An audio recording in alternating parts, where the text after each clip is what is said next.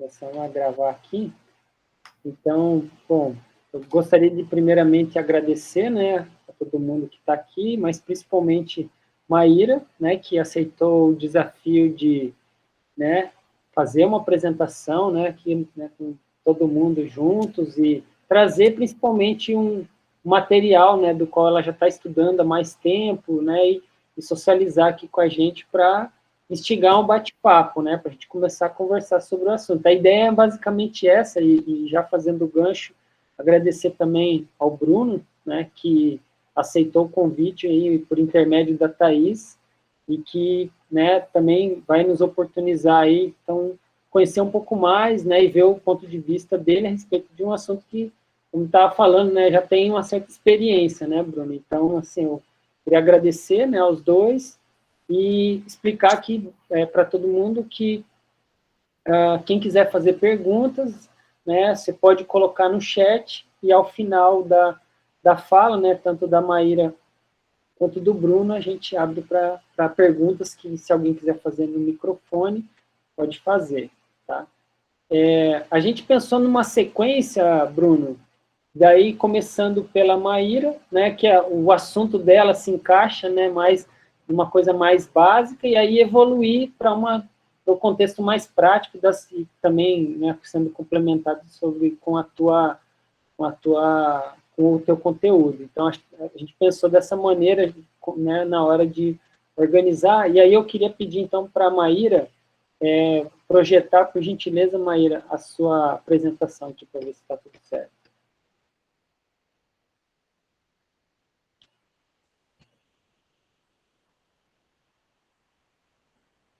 Olha, beleza. Show de bola. Então, a ideia, a Maíra vai fazer uma fala de aproximadamente 20 minutos e depois, na sequência, a gente dá início à tua fala, tá, Bruno? Fique à vontade, Maíra.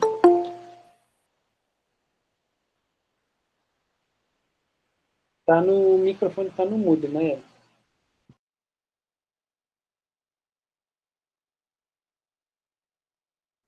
Pronto, tá escutando? Ok, desculpa, pessoal, tinha achado que estava aberto. Oi, pessoal, boa noite, né, primeiramente. Meu nome é Maíra, sou aluna de mestrado, entrei na turma desse ano, do programa de pós-graduação em Educação Física, e hoje a gente vai ter uma conversa sobre interocepção, né, e o tema que eu escolhi foi sobre a influência dos fatores interoceptivos na prática de atividade física. Bem, para iniciar nossa conversa, nós já temos uma noção dos benefícios físicos e psicológicos proporcionados por um estilo de vida ativo, já que mas ainda assim a gente vê que uma parcela considerável da população mundial ainda não pratica exercícios físicos. E cada vez mais os estudos eles apontam que existe uma forte relação entre a inatividade física e uma proporção a risco de maiores problemas de saúde, né, incluindo as doenças crônicas, como também as doenças cardiovasculares. Por esse motivo, é de consenso geral que, para ter uma melhor qualidade de vida, é necessário adotar um estilo de vida com maiores práticas de atividade física.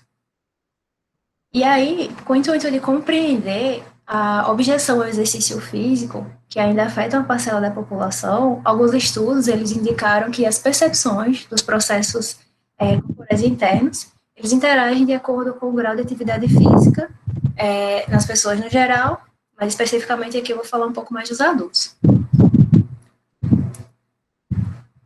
Em 1980, em um estudo pioneiro, o Pallenbeck e o Leitner, para entender a influência da esterocepção, né, que são os fatores externos a nós que nos influenciam, eles demonstraram que quando os indivíduos eles praticam exercício em ambientes com maior quantidade de informações externas, por exemplo, a corrida ao ar livre, eles tendem a realizar a tarefa de acordo com um tempo menor.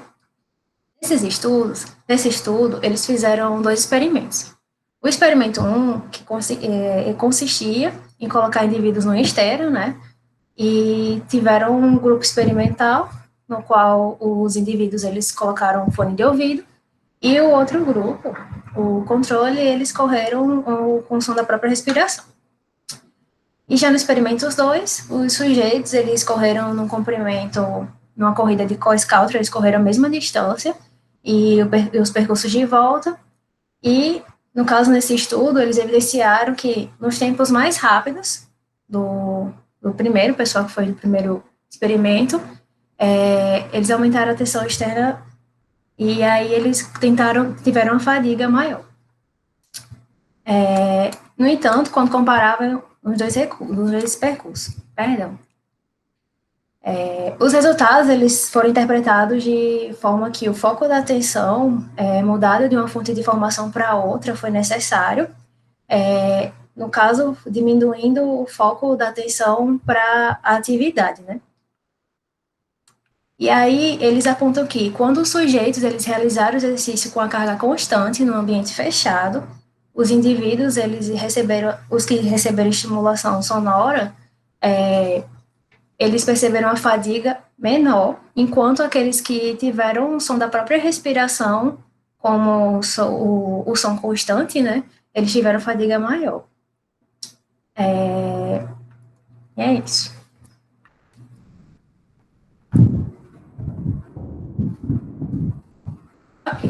Nesse aspecto, a gente pode falar um pouco dos processos de corporais internos.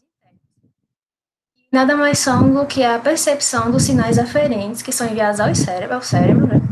E, sendo assim, a interocepção, no caso, ela pode ser definida como a capacidade de perceber as informações que são oriundas do corpo a nível visceral, sendo processadas em áreas cerebrais. E, assim, elas podem afetar o comportamento consciente ou inconsciente dos indivíduos. Na teoria do marcador somático, foi enfatizado que a relevância do feedback visceral e soma sensorial do corpo, do cérebro, ele é mapeado em áreas distintas, né, do cérebro para o surgimento de emoções e a regulação do comportamento do indivíduo.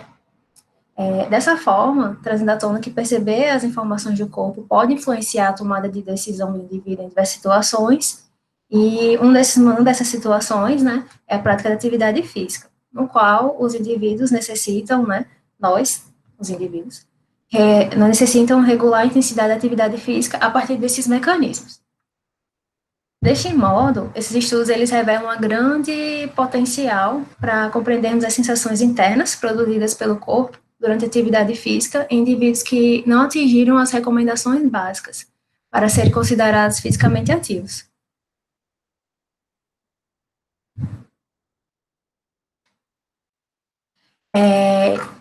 E aí, a gente tem outro modelo, que é o modelo governador central, onde o exercício ele é visto como um comportamento regulado por sistemas complexos no sistema nervoso central, especificamente para garantir que o exercício ele termina antes que ocorra uma grande falha biológica, né? Quando o corpo está pedindo arrego, por assim dizer, esses mecanismos ele entram em ação para que a gente não tenha nenhuma grande falha.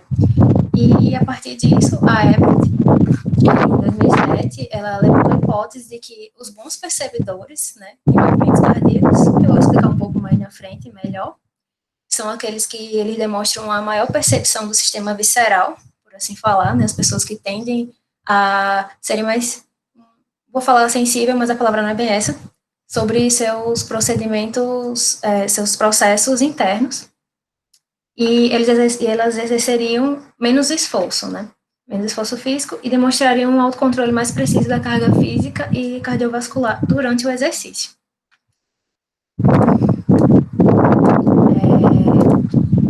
Dessa forma, Ebert ela investigou a regulação da atividade física em relação aos processos interoceptivos. E nesse estudo específico, ela instruiu os participantes com idade entre 20 e 40 anos para pedalar de bicicleta, uma bicicleta ergométrica, no período de tempo constante, mais ou menos uns 15 minutos, sendo que os participantes eles foram livres para controlar seu ritmo durante o teste. E aí, o que aconteceu foi o seguinte, os resultados eles mostraram que as pessoas que tinham uma boa percepção dos batimentos cardíacos, elas realizaram um esforço menor, demonstrando uma percepção de seu cansaço e de sua capacidade de sentir suas percepções corporais internas, do que aquelas pessoas que não têm essa capacidade, né? E aí foi sugerido que os participantes com a maior sensibilidade interoceptiva, né, no caso aqueles que conseguiam ser bons perceptores, eles regularam melhor sua carga física em uma tarefa de desempenho. E aí esse teste foi realizado em adultos, né? Posteriormente, a outra pesquisadora, a Giorgio, ela também apresentou um estudo, mas com crianças, e o que aconteceu foi que nas crianças, aquelas que tinham nível de acurácia interoceptiva maior, percorreram os testes máximos uma distância bem maior. Então, a gente tem um parâmetro em adultos e outro em crianças, né? Mas, como eu falei, eu vou aprofundar mais nos adultos. E aí, esses estudos demonstraram que a interocepção ela pode apresentar uma influência sobre a resposta perceptual de fadiga, sobre a distância percorrida durante o exercício físico, mas, no entanto, no estudo da Ebert, que é esse de 2007, os adultos, eles tiveram uma facilidade maior.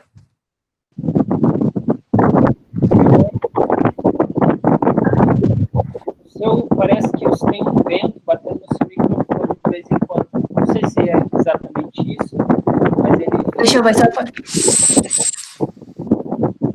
melhorou? Não, agora ele parece que ele começa e daqui a pouco ele para. Né? Mas eu acho que não é o microfone não, professor. Não deve estar batendo na sua mão enquanto você vira e ele está fazendo ruído.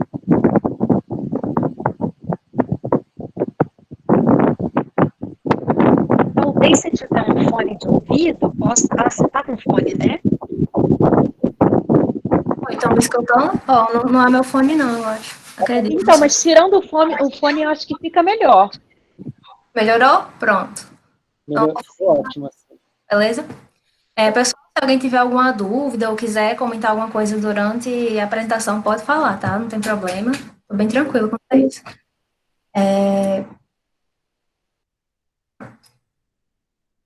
E aí, os resultados, eles sugeriram que os bons percebedores de batimentos cardíacos mostraram a autorregulação comportamental mais precisa de carga física, né, do que aqueles indivíduos considerados com a fraca observação desses batimentos.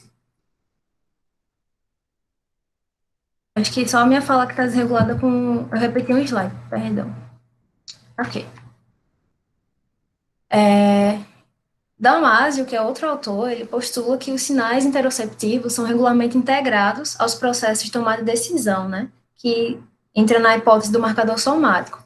E aí, em todos os contextos no qual se espera que uma decisão seja tomada, os resultados, eles são possíveis alternativas da ação de ações antecipadas. E essa antecipação, ela pode produzir uma resposta visceral específica, para ser integrada nas respostas efetivas do resultado esperado.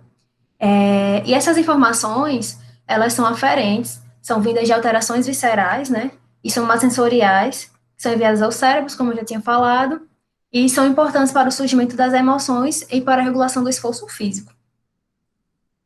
Nessa lógica, durante o exercício físico, os feedbacks dos processos corporais internos, decorrentes da demanda fisiológica da intensidade do exercício, ela pode influenciar a regulação do esforço físico, e por meio do aumento e diminuição da percepção subjetiva de esforço, elas também podem, além, né, do que as informações interoceptivas podem influenciar, elas também podem influenciar na formação das respostas afetivas, no caso é o prazer ou o desprazer, que são sentidos durante a atividade física ou exercício.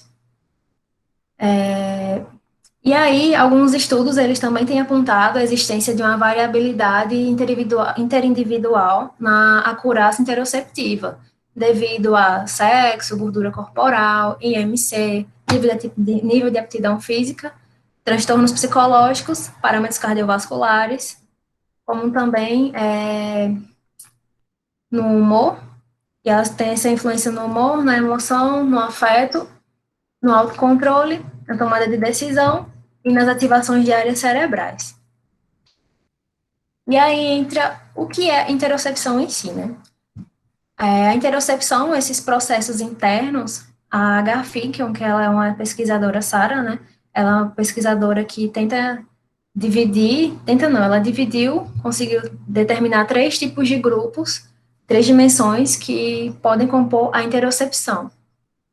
Que no caso ela pode ser feita através da acurácia interoceptiva, que é uma medida objetiva, e ela pode ser mensurada através da precisão na detectação das sensações corporais, a sensibilidade interoceptiva, que é uma medida subjetiva, representada pela autoconfiança do indivíduo, dele ser um bom percebedor ou um mau percebedor, e a consciência interoceptiva, que ela é também descrita como uma habilidade metacognitiva.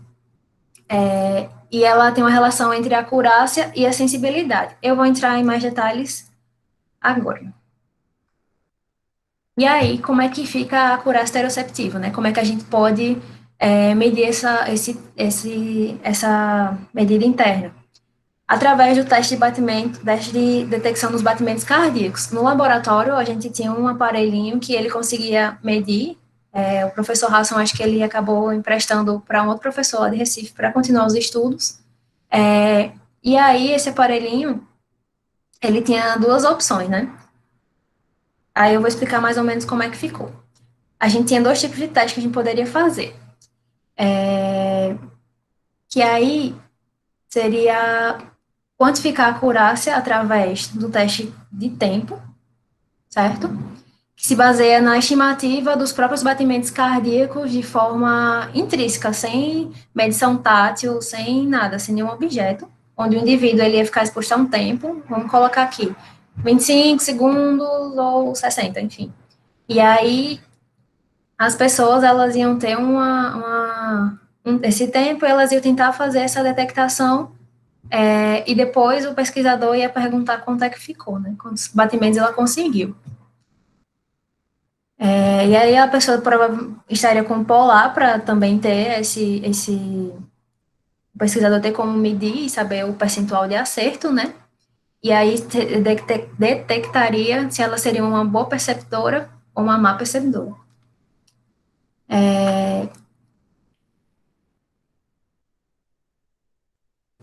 No laboratório, a gente tinha esse teste, que é o teste de detecção dos batimentos cardíacos e teste de discriminação dos batimentos cardíacos.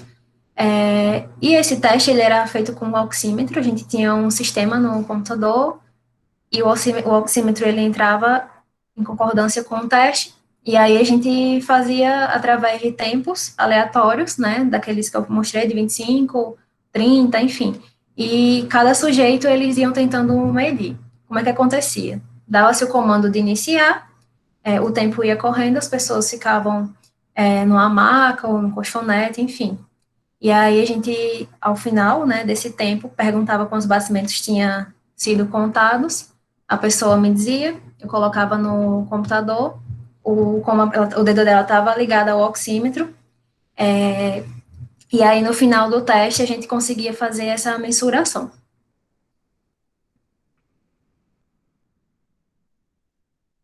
E aí entra a sensibilidade interoceptiva, né, que ela tem uma característica principal, que é a subjetividade. Isso porque a sensibilidade interoceptiva ela é representada pela autoafirmação do indivíduo quanto à sua sensibilidade em perceber as informações corporais, como também a alta percepção em ser um bom percebedor ou não. Então, no caso, deitava lá, ela me dizia um número, no teste de acurácia, no caso. E a pessoa tinha um percentual de acerto, porque era um teste objetivo, e aí, quando terminava o teste, eu perguntava, o que é que você achou do teste? Você acha que foi bem? E ela diria sim ou não, e a partir disso a gente tinha um nível de sensibilidade interoceptiva que a gente poderia observar.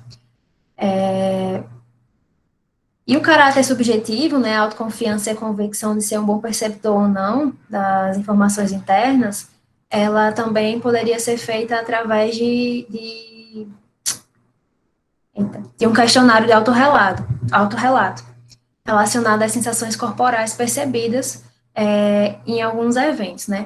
Como a percepção corporal na atividade física, enfim, ela ia mensurando e a gente ia acabando tendo essa noção, se ela era uma boa perceptora ou não, também através do teste de acurácia.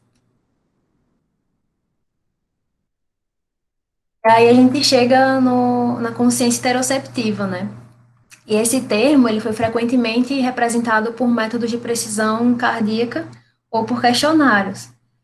Mas ao longo dos anos, o que aconteceu foi o surgimento de novas definições que desencadeou na ressignificação desse termo, né? E aí e aí o que aconteceu foi que os estudiosos, né, os pesquisadores, eles reuniram a perspectiva qualitativa entre a sensibilidade, né, a sensibilidade interoceptiva e a medida quantitativa, que é a objetiva da acurácia. E aí, essa medida, ela visa representar a metacognição, através da curva ROC. Esse teste ele é quantificado como uma medida de grau em que um teste tem um caráter objetivo. No caso do teste de detecção dos batimentos cardíacos, ele prevê um teste subjetivo com a tarefa de confiança de autorrelato, né, em perceber os batimentos cardíacos da sensibilidade. E aí, uma outra abordagem clássica, né, da consciência interoceptiva, como a consciência metacognitiva, onde alguns autores eles sugerem que o conhecimento metacognitivo se desenvolve através da consciência por parte do sujeito, então não seria só através dos testes que a gente pode medir isso, seria também na confiança do sujeito, em determinar as variáveis que interagem e influenciam suas atividades. E a metacognição, ela também encontra-se associada ao conhecimento sobre os próprios recursos cognitivos ou sobre a estratégia mais apropriada para a realização de uma tarefa específica, né, de conhecimento do conhecimento. Então, como é que a gente poderia falar isso? Vamos falar de uma tarefa que a gente já conhece. Por exemplo, eu vou fazer um percurso na minha casa, ao redor da minha casa, em corrida, certo? Então, eu já conheço esse percurso, eu já sei como me preparar, e isso também influenciaria uma medida autorregulatória para mim, para realizar essa tarefa. Então, o meu corpo, assim, ele, em concordância com minhas percepções internas, não é que a gente possa assim, acho que a maioria das pessoas acreditam também que a gente não possa controlar isso, mas a gente já teria um conhecimento que permitiria que a gente possa, permitiria nossa autorregulação.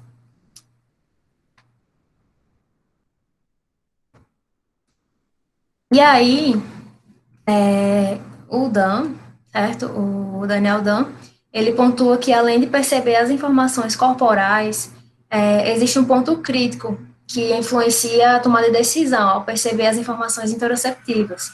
E tudo depende como o indivíduo as interpreta, né? Desse modo, nos faz pensar que durante o exercício, os indivíduos com alta consciência interoceptiva, ao perceber aquela demanda interoceptiva, interpretavam ou tinham consciência daquela prática como algo bom. E, portanto, elas não sentiam a necessidade de adotar um menor ritmo ou maior preservação. No caso, a gente tem sujeitos também que, por exemplo, no estudo da Ebert, né, como os maus perceptores, eles tiveram um desempenho melhor, né, eles tiveram um nível de pedalada melhor, a gente supõe que as pessoas, todas elas têm essa interpretação, mas o Dan rebate e fala, mas seria mais ou menos a forma que ela interpreta isso. Então, vou colocar um exemplo, um atleta que corre, faz provas de atletismo nos 100 metros, ele tem uma percepção diferente, né? Algumas pessoas, como eu, se fosse correr 100 metros, fazer um treino contínuo assim, eu não ia, minhas percepções internas, elas iriam me fazer parar, mas para ele, possa ser que ele interprete isso como algo bom e ele tenha estímulo para continuar de uma forma mais rápida. E aí isso também se inclui em outras tarefas, não só nessa, né? Da corrida, mas também em musculação, dança, enfim.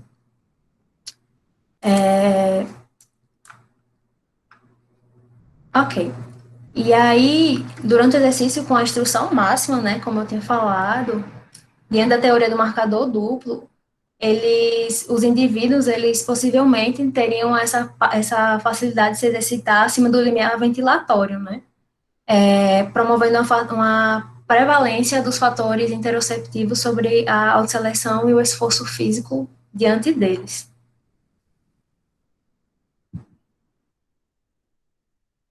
Eu esqueci de passar o slide, perdão, pessoal. Bem, e aí essa regulação da intensidade do exercício, né, ela pode ser vista, como eu falei, em alguns modelos, como o do governador central, o do psicobiológico motivacional, e a teoria do modelo duplo. que, no caso, elas suportam um importante papel, né, dos fatores cognitivos e interoceptivos e influenciar o controle da intensidade durante a realização do exercício físico.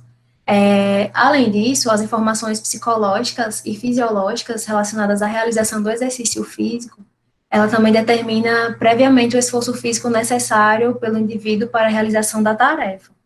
E aí, o que pode ocorrer é que em exercícios contínuos, né, quando os feedbacks do corpo, eles informam um comando central sobre o estado de energia, de reserva de energia do corpo, eles também podem informar a taxa de acúmulo de calor, o estado de hidratação, né, quando a gente tem aquela sudorese intensa, e o corpo vai tentando entrar num possa ter essa regulação. Essas informações, elas são importantes, né, porque elas são capazes de modificar o comportamento para assegurar a homeostase, como eu tinha falado, para prevenir aquelas falhas, para que o corpo não tenha uma, assim, não vou dizer, acho que para ele não quebrar durante a atividade. Então, essa é a grande importância delas, né. E aí, a gente entra num parâmetro importante, né, de que é como lidar com os fatores interoceptivos. Existem várias formas de lidar com isso, certo? E eu queria falar um pouquinho também da relação, primeiro, né, da relação deles com a ansiedade, o estresse e a depressão. Acho que isso aí entra também em concordância com o estudo. A interocepção, ela é uma medida que muitas pessoas que têm essas comorbidades, elas podem apresentar de uma forma mais intensa e não saber lidar. E aí o que acontece quando a gente tenta fazer atividade física, um exercício, enfim, elas acabam influenciando dessa forma. E aí o estresse, né, a ansiedade, a depressão, elas também são conceituadas como transtornos interoceptivos, porque elas podem reduzir a capacidade dos indivíduos de relatar adequadamente a informação corporal, produzindo uma experiência alterada, né? No caso da ansiedade, a ansiedade em si, ela traz consigo uma sensibilidade a mais, por assim falar, né? Os indivíduos com ansiedade conseguem ter uma percepção maior, enquanto a depressão, os quadros depressivos, eles tendem a ter essa sensibilidade reduzida. E aí, o que é que acontece? Quando os indivíduos que têm essa sensibilidade maior nos ansiosos, né, vão fazer alguma atividade, enfim, correr, alguma coisa, o que é que acontece é que essas, como é que se diz? Essas mudanças na percepção interna, elas podem ser confundidas com quadros de pânico, enfim, crises de ansiedade, e aí o que fazem muitas pessoas abandonarem a atividade ou não quererem tentar fazer outras atividades por acharem que isso, a atividade em si, né, por ter essa alteração nos batimentos cardíacos, sudorese, enfim, elas acabam tendo esse comando de parar por causa dos seus transtornos. No caso da depressão, o que acontece é que os indivíduos, eles também apresentam uma redução, né, e aí eles não conseguem diferir a precisão do controle das percepções corporais, né, e aí esses controles, eles acabam não sendo tão saudáveis. E aí, nesse sentido, a gente pode argumentar que a interocepção, né, e o estresse, eles estão ligados intimamente.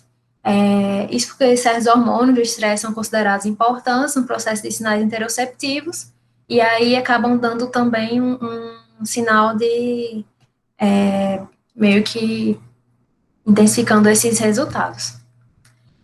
E aí a pergunta que eu fiz, né, agora respondendo, como lidar com os fatores interoceptivos? Bem, a gente tem algumas formas de burlar esses efeitos. E aí, cada pessoa pode achar uma estratégia, né? É uma estratégia individual. A literatura tenta estimular, como eu falei, alguns estudos, eles deram a essas pessoas fones de ouvido, enfim, tentaram ver como elas, ao momento que estivessem só com apenas a sua respiração, elas poderiam ter um resultado diferente, né, no caso que não foi tão favorável para esses sujeitos. Então, a gente chega a meio que querer achar mecanismos que possam ajudar, né, eu falo de pessoas que não conseguem, às vezes, dar continuidade à atividade física por causa disso, mesmo não tendo quadro de ansiedade, quadro de depressão, certo? Mas essas informações acabam atrapalhando a atividade. E aí as sugestões são, né, que a gente pode utilizar aulas coletivas, né? Acho que as aulas coletivas têm influenciado bastante. A gente teve um projeto uma motivação que apresentou alguns momentos de interação intensa nos participantes e eles acabavam assumindo o olhar, né, o foco na atividade em si, ensino o momento nas pessoas, enfim. E aí a gente também pode ter uma forma, né, de comando das atividades, quando a gente consegue ter uma orientação diferente. Por exemplo, você pode ter um grupo de adultos, enfim, vai fazer uma atividade na musculação, falando das pessoas que são personagens, enfim, dão aula, né, são instrutores. Até a forma que o comando que você faz para a pessoa fazer a ação, ela já pode também influenciar na atividade física, talvez inibindo um pouco mais essas percepções internas, né? E aí eu acho que o Bruno pode também sugerir alguma coisa, acho que ele tem um domínio bem maior de como fazer essas comandos de uma forma diferente, e acaba que os resultados, as pessoas conseguem fazer a mesma coisa do exercício, né? Ao invés de fazer, faça um agachamento, tem um plano, fala uma forma diferente que você diz como fazer o agachamento, puxado para o lúdico, vamos brincar, não sei o quê, enfim. Acaba trazendo a pessoa para uma percepção diferenciada, né? Outras pessoas utilizam também aparelhos com música, como eu não consigo fazer algumas atividades físicas se eu não tiver um auxílio de um instrumento musical, né? Enfim, um celular, MP3, enfim, qualquer coisa que me faça tirar o foco da própria atividade. E aí também entra como sugestões. Algumas vezes a gente não tem no ambiente, na sala de musculação, no centro de treinamento, ou onde for, não tem uma música, mas se a gente coloca, acaba que o foco não fica direcionado totalmente no exercício, e as pessoas que têm dificuldade de realizar a atividade física em si, por causa das suas percepções internas, do seu nível interoceptivo, elas acabam sendo beneficiadas, né? E aí, eu acho que outra chave também, na pandemia agora, né, durante o isolamento que a gente teve, muitas pessoas acabaram também recorrendo aos recursos de treinos ao ar livre, e aí a gente pode ver, né, elas poderiam executar alguns dessas atividades dentro de casa, né, muitas vezes a gente fala, vamos fazer uma atividade ao ar livre, todo mundo se remete a caminhada e corrida, mas a gente também pode inserir outras atividades, e elas poderiam ter feito dentro de casa, mas elas iam realizar fora, né, fazer um treino com o próprio corpo fora de casa, enfim, mudando o estímulo do ambiente, e a gente consegue ter essa inibição das percepções internas. Também ter um parceiro de treino, acho que às vezes quando a gente consegue ter esse relacionamento com a pessoa, de você ter uma conversa, de você ter como falar para a pessoa sobre o que você está sentindo, o que você está passando, acaba que a gente consegue ter uma melhora nesses níveis. E eu acho que, por fim, seria também o autoconhecimento, né? Acho que você tentar conhecer as situações que você acaba tendo essas percepções pode te ajudar a melhorar nesse quadro, né? Por exemplo, a gente tem várias formas de tentar, meio que, aí seria entraria a metacognição, né? É isso mesmo. E aí a gente tem como ver alguns tipos de prova, por exemplo, como é que eu vou desempenhar um treino para fazer uma maratona, uma meia maratona, ou fazer enfim. Você vai tentando conhecer como você se daria antes disso, né? Como se preparar meio que para fazer a prova em si, ou até uma competição de futebol, enfim, basquete, que for, para você acabar vendo como esses mecanismos eles acabam te sabotando, né? E aí a gente tem umas técnicas de respiração, né? Algumas técnicas de respiração elas conseguem fazer com que a gente possa prevenir eventuais ataques de pânico, no caso. E aí, esses ataques de pânico, como eu falei, algumas pessoas não conseguem fazer atividade por causa desses eventuais ataques, achando que a atividade está desencadeando o ataque, mas quando é só os fatores, os níveis de interocepção e os mecanismos que ela encontra para nos ajudar a regular acabam meio que influenciando, né? Enfim, existem várias formas de a gente tentar fazer ou diminuir isso. É uma escolha pessoal, né? Além do que eu postei, que eu coloquei aqui, acabou tendo várias outras. E aí seria mais ou menos isso. Uma das referências que eu utilizei. Obrigada e me perdoem o nervosismo, pessoal. É isso. É isso, Maíra. Nossa, foi muito bem. Parabéns pela sua apresentação. E, assim, é nessas horas que você percebe quando a pessoa está com domínio, né, do conteúdo ou se está improvisando, né? Porque você realmente, por mais nervosa que você estava aí dentro de você, lidando aí com as suas dificuldades, assim, não, em nenhum momento pareceu que você estava nessa situação. Então, foi realmente uma excelente apresentação e foi bom, né? Eu achei que agora parece que vocês, né, a sinergia dos conteúdos aí vai ser bem legal. Então, já queria, para a gente não perder muito tempo aqui nos intervalos, passar a palavra para Bruno, né? E aí fica à vontade, Bruno, para fazer as suas observações aí. Boa noite, pessoal. Parabéns, Maíra. Realmente, Raça, acho que vai complementar bem, né, a palestra da Maíra com a minha.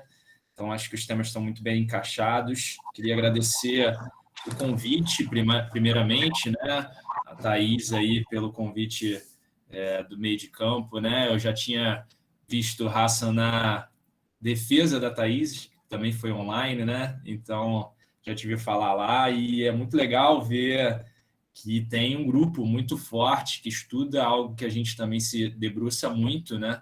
E esse feedback, esse network está sendo capaz agora, está sendo propício agora nesse momento de pandemia. Então tem um lado bom, né?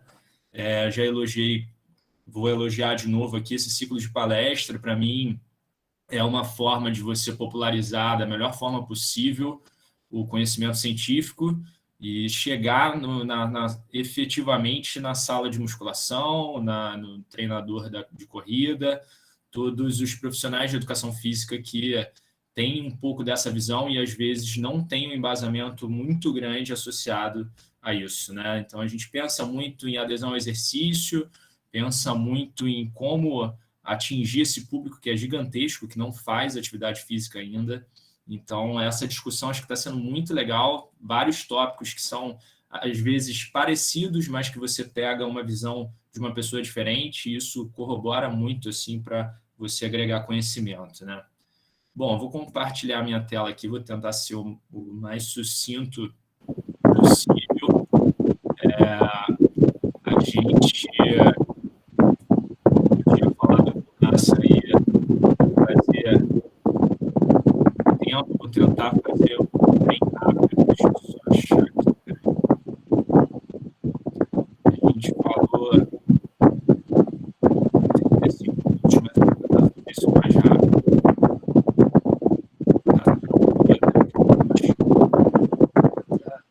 Desculpa, gente, realmente.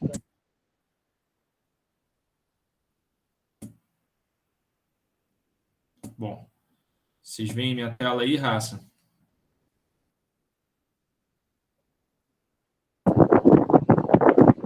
Tá carregando aqui.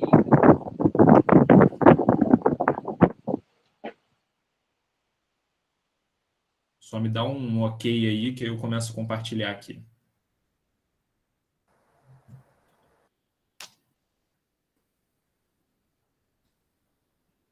Foi? Entrou aí para você, Jason? Apareceu sim, Bruno. Beleza. Bom, vamos lá, então.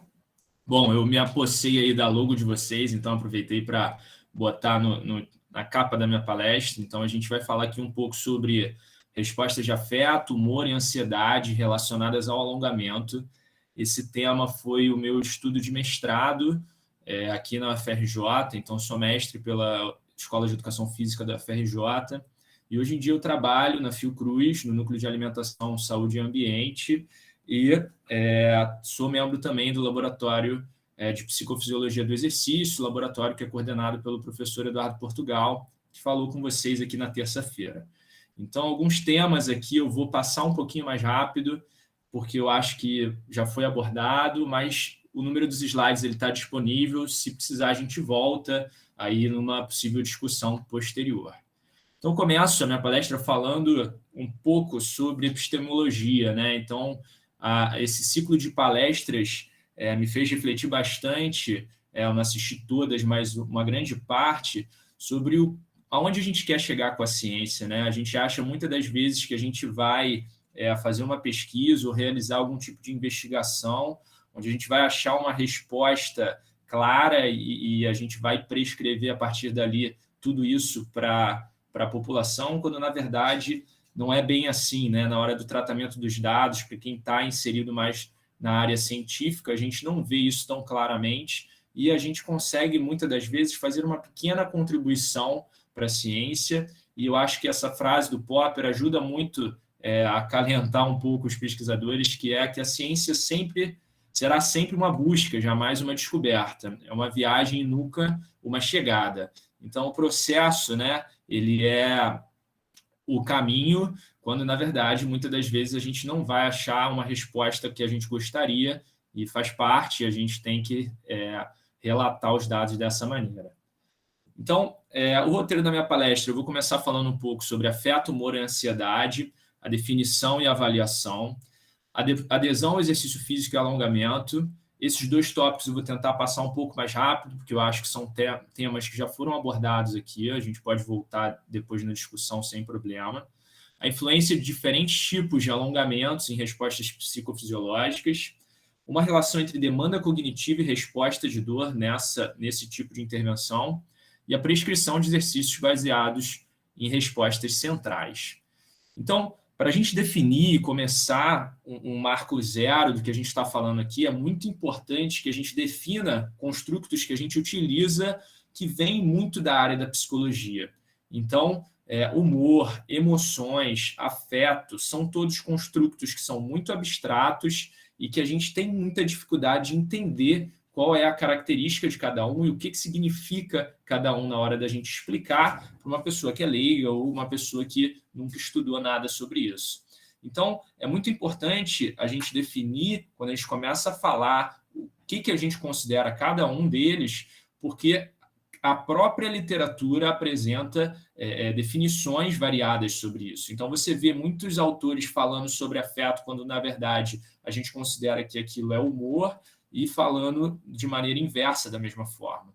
Então, aqui a gente vai adotar uma definição que é a do Eckhart e do Petruzzello também, mas principalmente do Eckhart, onde nesse livro, The Measurement of Affect, Mood and Emotion, ele define o afeto como sendo basal em relação ao humor e principalmente e as emoções. Então, o afeto ele permeia as duas definições de cima, e ele vai ser o mais primitivo das reações que a gente vai ter a determinado fator ou situação que a gente passar. Então, como a gente define melhor isso, né? Ele coloca no seu livro, então, né, que o afeto ele teria uma duração constante de uma intensidade variável. Então, você está ouvindo a minha palestra nesse momento, você pode estar concordando ou discordando comigo, tendo uma sensação de prazer ou desprazer associado ao que eu estou falando para você, mas não necessariamente isso vai te levar a um estado mais constante que permeie a sua sensação ao longo das próximas horas. Então, a gente teria uns exemplos, eu vou direto para os exemplos, como prazer, desprazer, tensão, relaxamento, energia, cansaço, que a gente vai oscilar, a gente vai ter uma intensidade variável a todo momento, sendo com uma duração constante. Então, a gente vai pensar de uma maneira mais a curto prazo. O humor ele teria uma duração mais longa, de horas ou dias, mais tempo ainda em casos clínicos, então a gente pode caracterizar de uma maneira bem significativa o humor negativo, podendo chegar a um estado de depressão, que é a melhor definição que a gente pode colocar. E alguns exemplos de definição são otimismo, alegria, euforia, tristeza ou uma situação mal-humorada. Então, o afeto ele pode influenciar primariamente na sua sensação, que pode posteriormente levar a um humor negativo que você vai passar ali durante horas ou dias de uma situação ruim que você passou. Então, a ansiedade é o terceiro tópico que a gente vai falar aqui.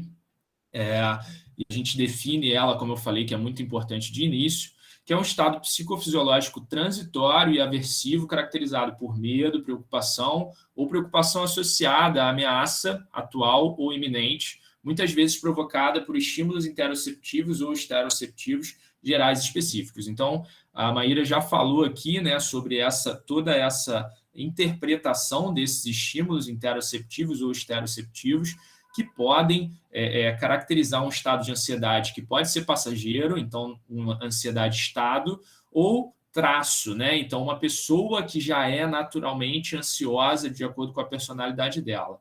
Então essas sensações geralmente são desagradáveis e a gente pode dividir entre ansiedade cognitiva e somática, onde a cognitiva tem, obviamente, uma complexidade maior e a somática mais associado à sensação dos seus sintomas de uma maneira mais estado. Então, Thaís depois pode contribuir, já estudou muito isso aí. A gente pode, então, chegar a um estado que a gente tem o desenvolvimento dessa sopa de letrinhas que a gente está vendo aí, de diversos transtornos associados a essas definições que eu dei aqui, que podem, de maneira crônica, gerar algum problema para a população de uma maneira geral. Então, como a gente avalia isso na prática, né? Como que eu vou, no meu dia a dia ou na ciência, avaliar isso? Então, o afeto, o Edu já falou disso na terça-feira, eu vou passar de uma maneira mais rápida. A gente define ele através de duas escalas, a gente avalia ele através de duas escalas. A primeira é a escala de sensações, onde você vai definir nesse momento como você está se sentindo. Então, eu classificaria como uma sensação mais 4, por exemplo, que eu estou aqui tentando falar, me sentindo bem falando, é uma situação que eu gosto de executar. E a ativação, então a minha ativação nesse momento, ela está 6, por exemplo. Então, o meu estado de alerta está muito ativado, eu estou tentando coordenar as minhas ideias para falar ao mesmo tempo e passar a palestra para vocês. Talvez, se você não esteja ouvindo de uma maneira muito atenta ou esteja relaxado na sua cama, por exemplo, nesse momento, você estaria numa situação 1, por exemplo, da escala. Então, associada ao seu estado de alerta. Dessa maneira, a gente tem o modelo proposto por Russell, que é um modelo circunplexo. Então, a gente vai traçar ali no eixo Y a escala de ativação e no eixo X a escala de sensações, onde eu poderia dar uma classificação que vai ser dividida em 4 quadrantes. Então, um quadrante de ativação baixa, onde está aquele ponto escrito calmo, então eu teria uma ativação baixa e uma sensação positiva. Da mesma forma, se a gente olhar no quadrante oposto superior, a gente teria uma definição que poderia ser nervoso ou com raiva, onde a gente teria uma ativação alta e uma sensação negativa. Então, não necessariamente você olhar somente o comportamento de uma das escalas definiria como você estaria se sentindo naquele momento associado ao teu estado de afeto. Então, do humor, a gente teria uma avaliação mais complexa. Então, a gente tem uma escala que eu utilizei no meu mestrado, que é o PONS, Profile of Mood States. Então, a gente pode avaliar o humor de maneira no estado traço ou estado. Então, eu perguntar para você como você classifica ali, por exemplo, tenso, irritado, de 0 a 4, onde você pode botar nada irritado ou muitíssimo irritado naquele momento, ou como você vem se sentindo nos últimos 7 dias, por exemplo. Ansiedade, da mesma forma, essa classificação que pode ser traço ou estado, onde a gente avalia através do IDAT. Então, só relembrando, pessoal, todos esses exemplos que eu estou dando aqui é para definir a forma como eu fiz durante o meu mestrado e como a gente costuma fazer no laboratório, mas existem diversas outras escalas que a gente vai ter que avaliar no momento que eu tenho que escolher uma escala para avaliar um desses construtos, se eu quiser aplicar na prática. Beleza? Então, o IDAT ele é classificado da mesma maneira, onde o indivíduo responde diretamente à escala e pode ser avaliado naquele momento, como ele se sente naquele momento, ou como ele vem se sentindo nos últimos 7 dias. Bom, classificado, então, a base do que a gente está falando aí sobre afeto, humor e ansiedade, esse contexto vem sendo cada vez mais investigado na literatura, devido a uma associação direta que alguns estudos mostram de um melhor aproveitamento do exercício quando você tem uma resposta otimizada dessas valências. E aí a gente tem um estudo que o Edu citou aqui na terça-feira, que é do Williams, de 2008, que viu uma associação direta de uma melhora de humor em uma sessão, podendo gerar uma melhora da adesão nos 3 a 6 meses posteriores. Então, esse estudo baseou lá em 2008 muitas investigações, não necessariamente é o melhor estudo metodológico que a gente tem para isso, mas a gente tem um caminho que vem sendo muito investigado na literatura a partir daí, né, mais contundentemente, junto com a Kekax, o Petruzzello e outros autores. Então, o estilo de vida ativo está associado a essa promoção da saúde física e mental, e geralmente a gente vê nos estudos da literatura que esses fatores bem controlados, eles podem ajudar numa melhora da adesão ao exercício. No entanto, a literatura mostra muitos estudos com o exercício aeróbio, o exercício de força e principalmente com o exercício aeróbio. Então, dentro do contexto de adesão, eu apresento aqui para vocês o questionário que a gente aplicou nos trabalhadores da Fiocruz durante o período de pandemia, que eu gostaria de mostrar alguns dados aqui que são muito importantes para a gente discutir em um momento mais atual. Para vocês, se vocês quiserem consultar, todas as referências estão na barra dos slides aí. A gente pode voltar depois em algum momento, se vocês quiserem olhar. Então, esse é um questionário que a gente aplicou com os trabalhadores da Fiocruz durante 4 semanas durante a pandemia, e eu queria mostrar alguns dados importantes aqui, né? Então, nessa pergunta específica, foi questionado como o exercício físico, se o exercício físico tem contribuído positivamente na sua rotina atual. Se sim, qual o principal fator? Então, a gente vai lá para baixo, né, que é o maior percentual. A gente tem ali, primariamente, 28,6% respondeu, eles podiam responder a várias alternativas, né, que eles estavam praticando exercício, isso estava contribuindo positivamente na rotina deles, para aumentar a disposição, energia. Em segundo lugar, 16,1% para colaborar com a saúde mental, 12,4% para diminuir o estresse, aumentar o relaxamento, ajudar a distrair, 10,1% evitar ou aliviar dores, 8,8% sensação de bem-estar.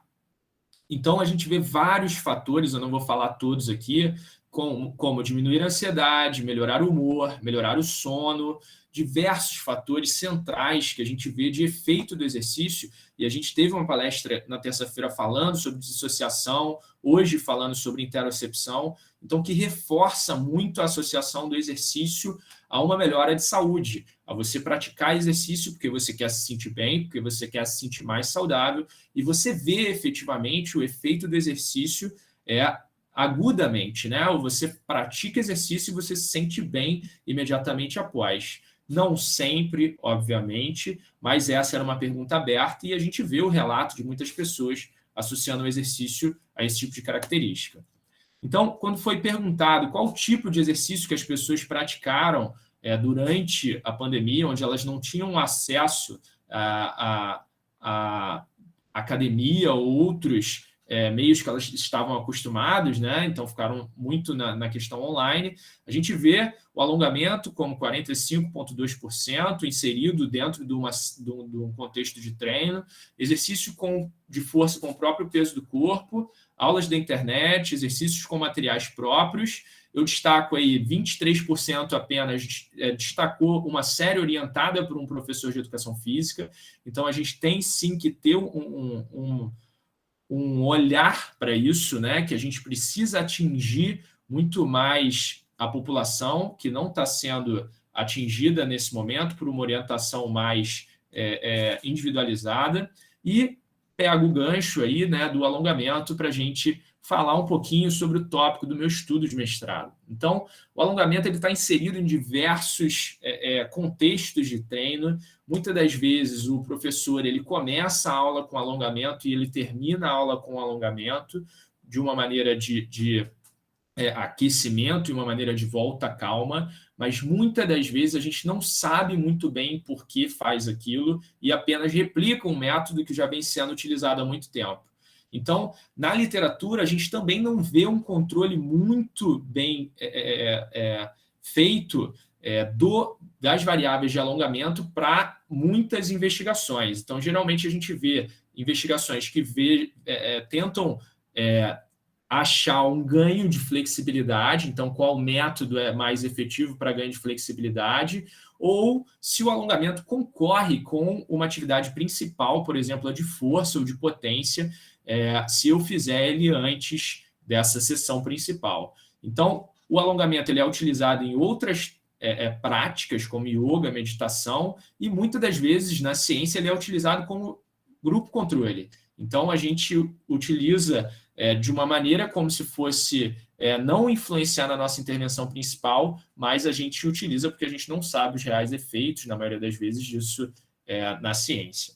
Então, mais uma vez, a gente tem que pautar a nossa definição aqui como flexibilidade, seria a amplitude máxima de cada movimento, sendo influenciada por músculos, tendões, cápsulas articulares, ligamentos, e o alongamento ele seria o exercício utilizado para treinar a flexibilidade, de acordo com essa definição que eu estou apresentando para vocês. Então, ele poderia ser dividido em alongamento estático, dinâmico, balístico, por facilitação neuromuscular proprioceptiva, e ainda poderia se dividir em passivo ou ativo. Passivo, quando alguém está fazendo o alongamento em mim, ou ativo, quando eu mesmo estou realizando o alongamento naquele momento, certo? Então, qual a associação com o que a gente começou a falar sobre adesão, sobre aumento do relaxamento? Então, na prática, e aí eu peguei um trecho de um autor que é muito querido, sempre foi do grupo, o Ercole Rubini, ele destaca em um ponto que na prática dos exercícios de alongamento, de forma empírica, todos já se beneficiaram de alguma forma de sensação prazerosa que uma aula de alongamento oferece.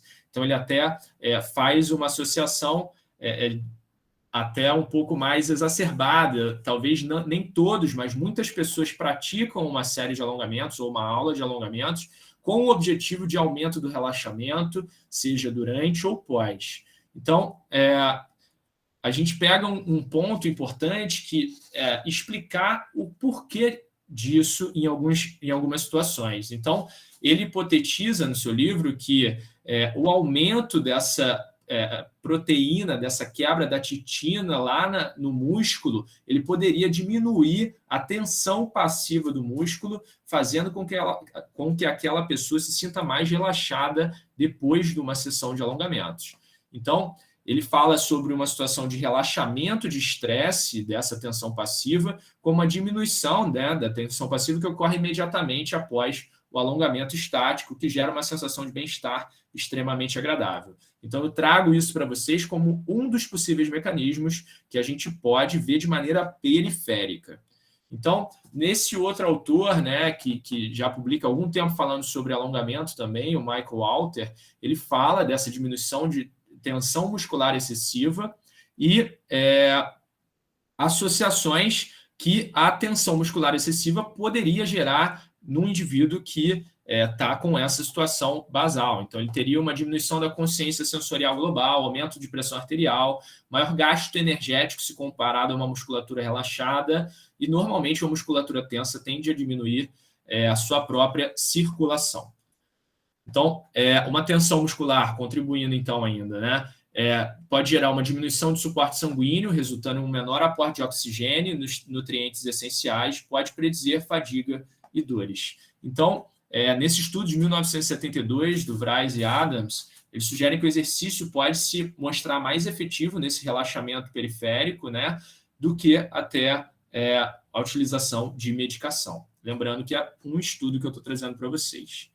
Mas, beleza, Bruno, você está falando que no músculo isso pode acontecer, que a gente pode ver isso de maneira periférica, mas a gente não sabe exatamente se a gente vê uma melhora nessa resposta de maneira central. E o afeto, o humor e a ansiedade que a gente falou no início, né? Será que eles estão sendo alterados efetivamente após uma sessão de alongamentos, né?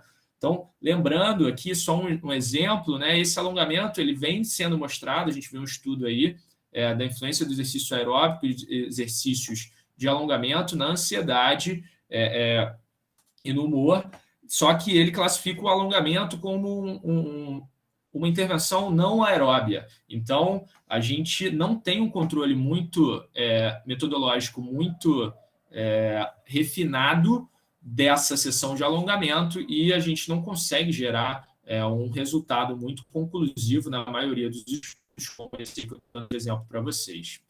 Então, lá no laboratório, a gente começou a realizar uma pesquisa. Inicialmente, acho que isso deve ser essas fotos aí mais ou menos de 2010, onde a gente viu o efeito agudo de uma sessão de alongamentos na atividade cortical e comportamental de jovens saudáveis. Então, esse é o primeiro insight que eu vou mostrar para vocês. Esses dados eles não estão publicados ainda, estão no processo de publicação, e a gente vai discutir um pouco aqui alguns dados que ainda necessitam de discussão, que é o mais relevante aqui, o que a gente vai fazer depois. Então, a gente utilizou 17 sujeitos com alongamento estático passivo, com essas avaliações de humor, ansiedade e EG.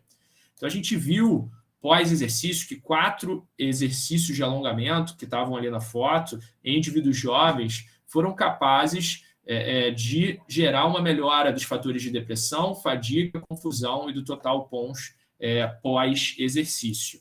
Então, a gente viu uma melhora da resposta de humor apenas com 4 exercícios que a gente mostrou ali anteriormente. Quando a gente foi ver a atividade cortical, então, a gente viu um aumento da atividade imediatamente após do giro cingulado do lobo límbico, que está associado ao aumento de prazer, mas também ao aumento de dor, imediatamente após o exercício. Então, eu levei esses dados para o congresso do American College, botei a minha foto tietando aí o Petruzzello, né? Onde eu tentei conversar um pouco sobre esse estudo lá, e a gente vê que possivelmente o alongamento pode ter uma associação de resposta central que pode estar associada ao aumento de prazer. Então, destrinchando agora o meu estudo de mestrado, onde eu vi o efeito agudo de diferentes sessões aí nesse momento de alongamento e resposta de afeto, humor, ansiedade, e a gente não vai falar aqui hoje sobre atividade elétrica cortical, que exige um pouco mais de tempo para a gente discutir isso. Então, o objetivo do meu estudo, então, era comparar uma sessão de alongamento estático e por FNP, por facilitação neuromuscular proprioceptiva, eu vou falar um pouco disso, para vocês entenderem um pouco mais como foi feito, sobre o afeto, humor, ansiedade e atividade elétrica cortical. Então, eu destaco aqui, a minha hipótese, né, era que isso estaria melhorado após uma sessão de alongamentos e que existiria uma diferença entre o alongamento estático e FNP devido a uma tarefa cognitiva diferenciada entre as condições. Então, a Maíra já falou um pouco sobre uma questão de dissociação, de diferenciação do foco de atenção que você está dando durante o exercício e, possivelmente, o FNP, que é uma técnica que eu vou explicar melhor aqui, que exige uma demanda cognitiva um pouco diferente do alongamento estático, poderia gerar uma resposta diferente da percepção dos sujeitos quanto ao afeto, humor e ansiedade. Então, essa hipótese 2, já adiantei, a gente falou sobre foco de atenção. Então, eu botei uma foto aqui até de uma aluna minha muito querida, que eu estou correndo e falando no ouvido dela ali o tempo inteiro, dando a estratégia de treino, conversando, falando sobre o que eu comi no dia anterior, tentando distrair ela numa situação de meia maratona que a gente estava correndo ali e que muitas das vezes pode ajudar naquela demanda que você tem de performance física e que você vai conseguir executar ela melhor. Obviamente que é uma hipótese, nem todo mundo vai responder positivamente a isso, e eu botei uma situação de exemplo, que a Maíra já falou, que é a música, que também pode ajudar nisso. Então, explicando melhor o FNP, o alongamento por FNP, basicamente, a gente tem uma relação de uma dessensibilização dos receptores de tensão no músculo. Então, quando você alonga a sua musculatura, o teu músculo ele tem receptores mecânicos que, se ativados até determinado limiar, eles geram uma contração da musculatura oposta para proteger aquela articulação e toda aquela musculatura.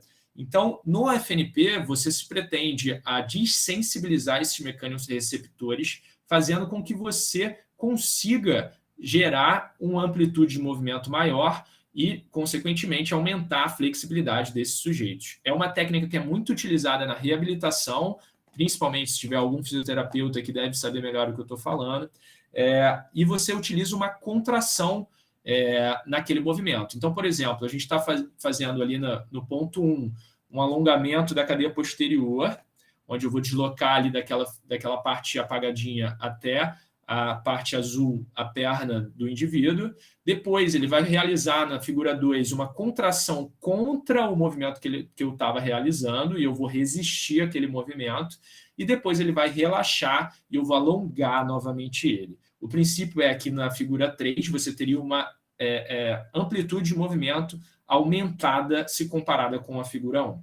Então a gente fala desses mecanismos receptores, principalmente do OTG, do órgão tendinoso de Golgi.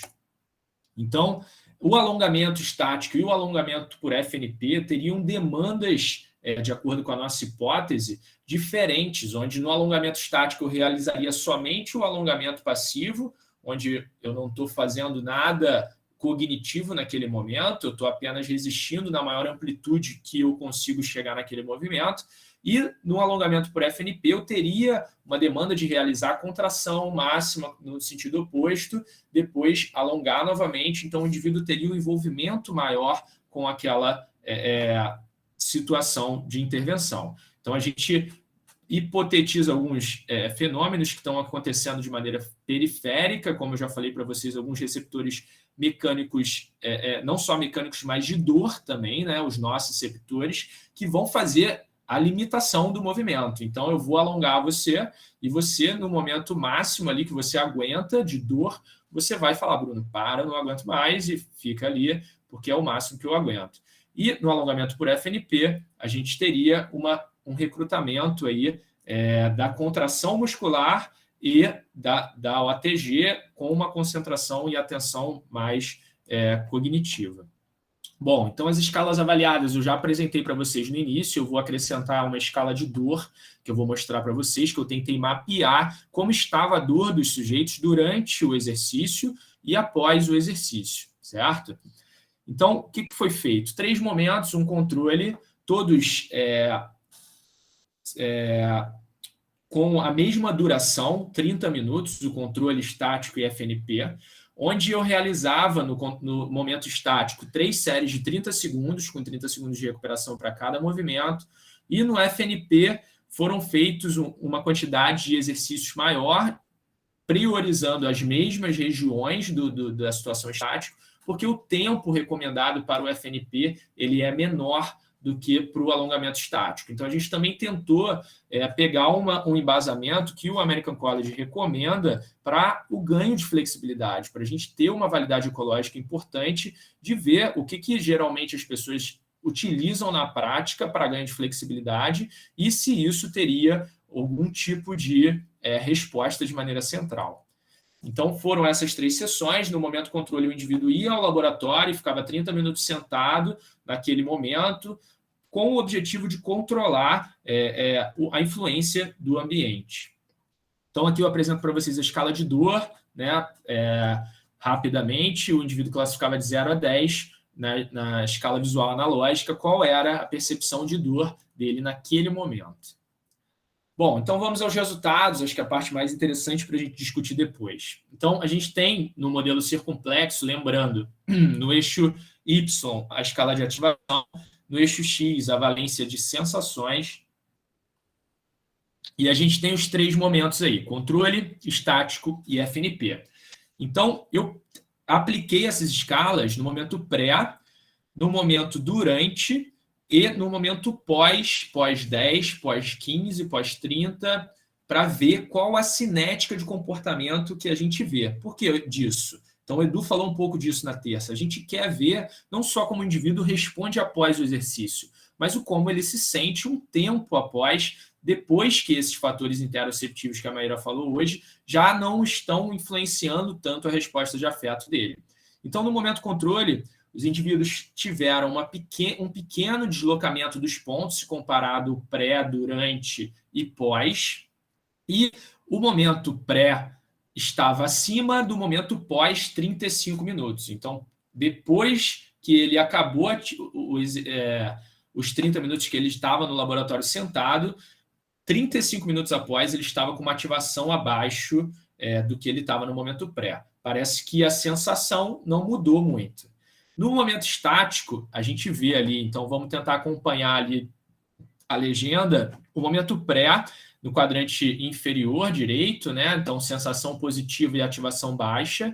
Quando começou ali o ponto 1, ele já está no quadrante superior de um aumento de ativação, e quando a gente viu o encerramento pós, né, ele ainda está no quadrante superior, mas o pós-10, pós-15, pós-25, pós-30, eles já estão no quadrante inferior, diminuindo a ativação. Quando a gente olha para o alongamento por FNP, a gente vê um comportamento muito similar do alongamento estático. A gente vê talvez uma pequena variação ainda da valência de sensações, onde ela pode ter melhorado ou piorado um pouco, mas não chegou a migrar para o quadrante de sensação negativa. Da mesma forma, a gente viu que o momento pós-35, em todas as condições, estava abaixo da ativação do momento pré. Então, a sensação, a gente considerou que não houve uma grande modulação de diminuição de uma sensação negativa associada a essa atividade, e a gente viu um aumento de atividade, de ativação durante o exercício.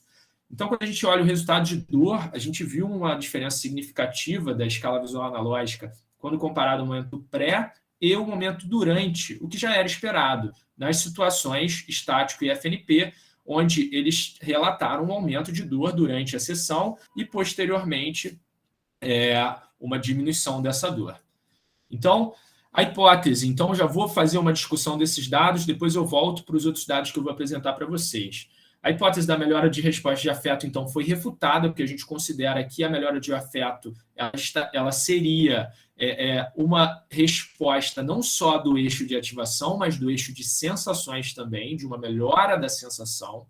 E apesar de ter seguido as recomendações de realização dos exercícios de amplitude máxima para a melhora da flexibilidade e o tempo também, né, dessa sessão, a resposta de afeto parece não se aplicar a respostas de alta intensidade do exercício aeróbio. Então, esse ponto é muito importante, porque quando a gente olha esse slide anterior, no exercício aeróbio, quando a gente leva para alta intensidade, os indivíduos tendem a passar para o quadrante superior esquerdo, que é um quadrante de alta ativação e sensação negativa.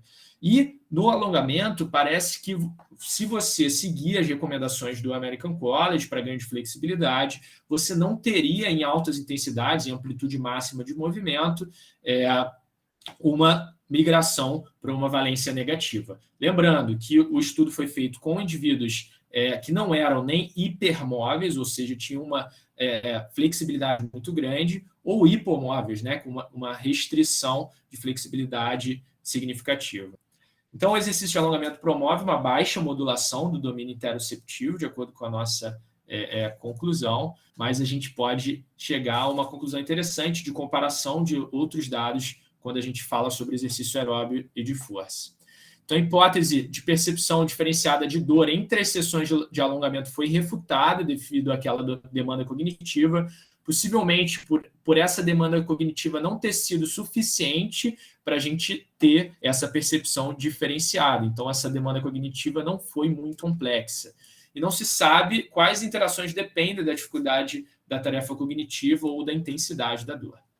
Quando a gente olha os resultados do PONS, então, do humor, a gente viu uma melhora, uma diminuição aí de fatores de depressão, somente o fator que foi significativo no alongamento estático, quando comparado pré e pós, e no alongamento por FNP, uma diminuição dos fatores de tensão e hostilidade somente no alongamento FNP. Então, a gente aceita uma hipótese que o alongamento é capaz de gerar uma modulação positiva nos fatores da escala de humor, do humor, e a gente hipotetiza que, como a gente viu o aumento de dor, a gente poderia citar um autor que é muito famoso na literatura, que é o Solomon, que ele associa uma experiência negativa que você pode ter e depois um rebote positivo que você pode ter, uma melhora da sensação imediatamente após.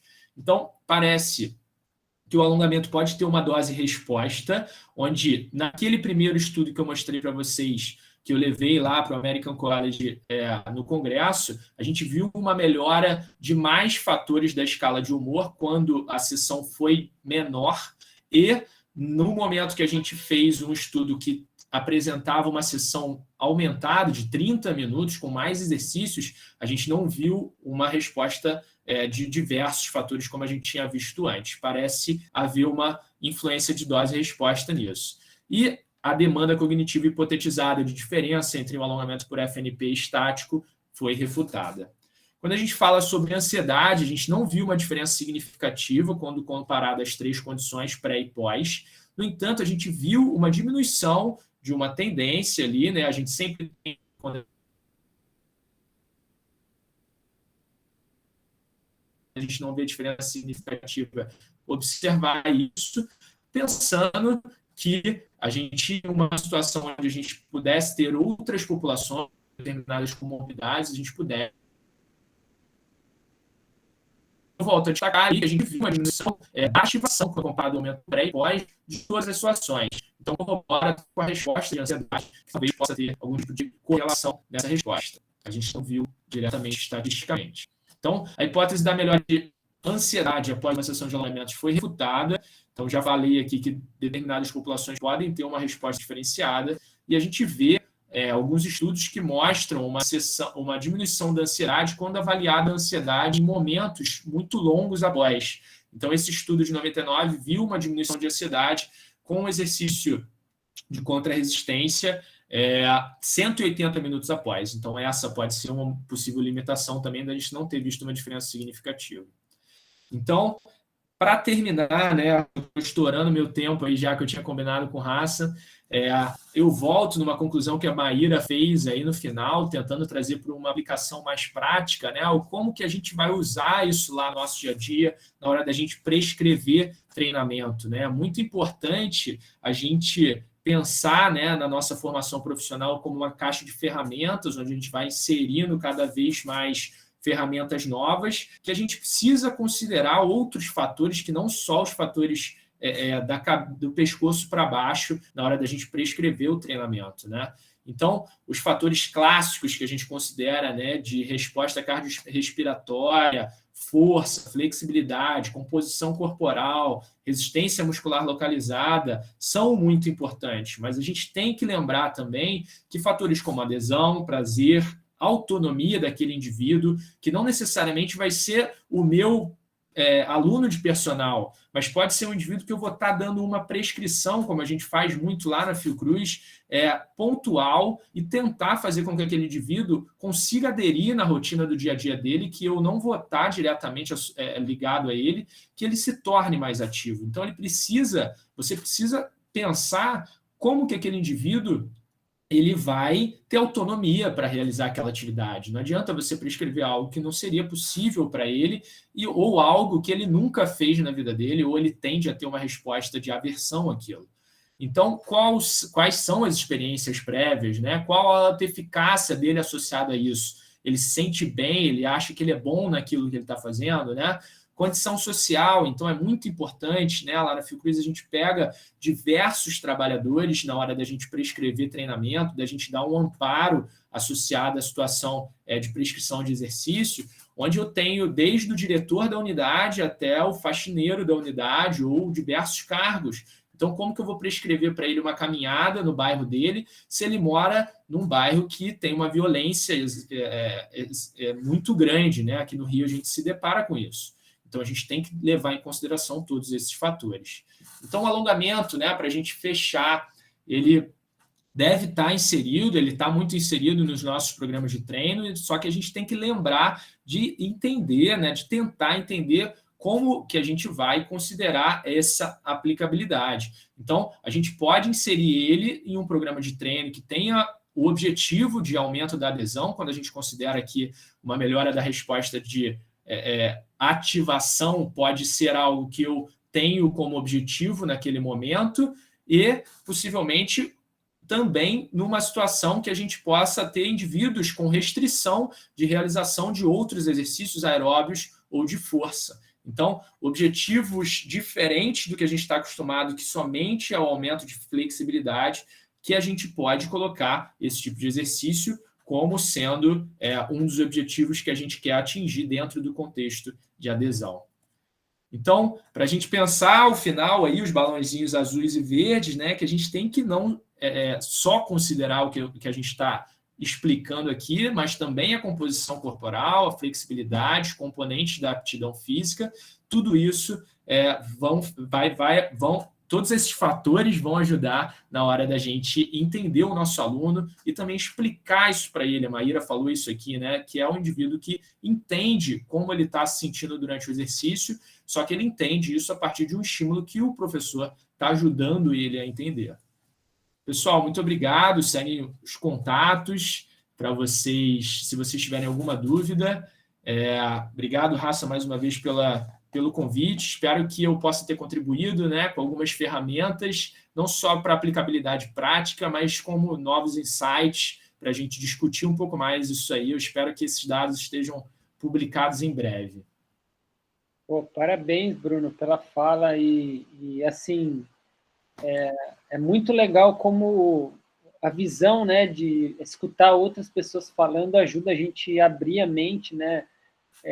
Eu primeiro começando pela fala de Maíra, né, que ela, assim, eu já escuto, eu leio sobre isso há muito tempo, mas realmente ela conseguiu simplificar bem, assim, resumir bastante informação, e a mesma coisa o Bruno, né, trouxe, e aí na aplicação do alongamento, assim, nunca me ocorreu, assim, de pensar essa preocupação especificamente no alongamento, justificar como você fez e trazer todo o embasamento, né? Inclusive os testes que vocês já estão fazendo lá. Então, assim, enriquece bastante, né, a gente aqui como pessoas curiosas do assunto e traz, com certeza, traz insights, né? A gente começa a pensar de outra maneira e eu tenho gostado bastante. Então, agradeço a Thaís aí de novo pelo convite, né, do Bruno, ela que botou a gente em contato e é bacana isso também, né?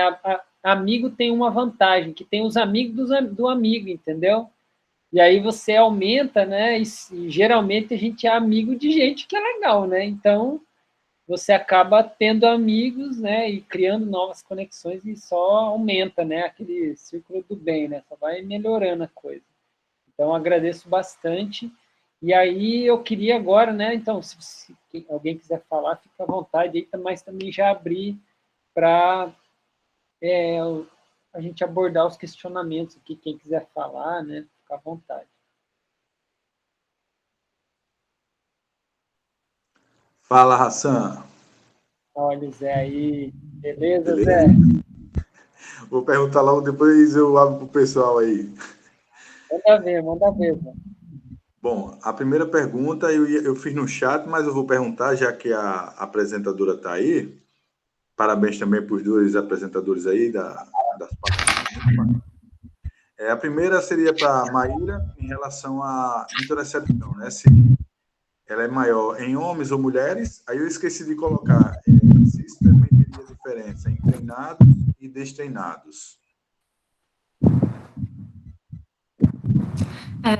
Oi, José, boa noite. Desculpa eu não responder no chat, estava esperando o professor dar a oportunidade, né? Quando o Bruno encerrasse a palestra, fica mais legal para a gente conversar um pouco também e eu acabar perdendo um pouco dessa timidez de aprender a falar. E aí, o que a Hassan está dando positivo é porque é verdade. Ele foi meu professor na disciplina e, assim, eu só falava quando eu tinha que falar. E ele é meu orientador, gente. Ele já acompanha isso há alguns anos. Enfim, embora as mulheres, elas têm uma percepção similar dos homens, né? O coração está mais acelerado, essa sensibilidade interoceptiva seja maior. os homens, eles acabam tendo no teste de detecção dos batimentos cardíacos, né, na acurácia, eles conseguem ter uma significativa precisão maior do que as mulheres, então a gente diferencia um pouco assim, mas no caso da sensibilidade interoceptiva, as mulheres conseguem ser mais conscientes, né, por assim falar, mas só que quando a gente vai para um teste objetivo, os homens acabam tendo essa variação. Com os atletas, com relação aos treinados e destreinados, eu não entrei muito na literatura, porque eu acho que a última vez que eu realmente fui atrás foi no meu TCC, foi no ano passado, já vai fazer um ano certinho, e acabou que eu não mexi mais com essa parte voltada para o desempenho, apesar de eu ter feito com adolescentes, né, o teste mostrou que os adolescentes mais treinados, eles acabaram tendo uma sensibilidade interoceptiva maior, enfim, seguindo dando concordância com a literatura que eu tinha apresentado, mas especificamente em treinados adultos eu não tenho muita coisa. Eu posso te passar o conteúdo se você quiser. Por favor, se você puder, muito obrigado. E para o professor, essas pessoas que fizeram essas avaliações, o senhor apresentou muito bem em relação a melhora na condição cardiovascular, né, que melhorava a circulação respiratória. Eu não sei se na questão respiratória isso melhorava e se só foi aquele tipo de alongamento ou o senhor só colocou aquele como exemplo do seu trabalho? Sim, José. Na verdade, eu coloquei como algumas citações que a gente vê, né, na literatura. Então, eu não avaliei isso no meu trabalho, né? Eu vi uma modulação associada à frequência cardíaca e pressão arterial, mas com o objetivo de variável de controle. Então, tentando buscar uma possível associação de mudanças fisiológicas que estariam acontecendo durante o alongamento, que a gente pudesse hipotetizar que estariam influenciando de maneira central. Então, a gente não vê muitas, na verdade, eu me arrisco a dizer nenhuma, de acordo com as minhas buscas, do efeito do alongamento de maneira central no cérebro, e aí a gente está falando comportamental, né?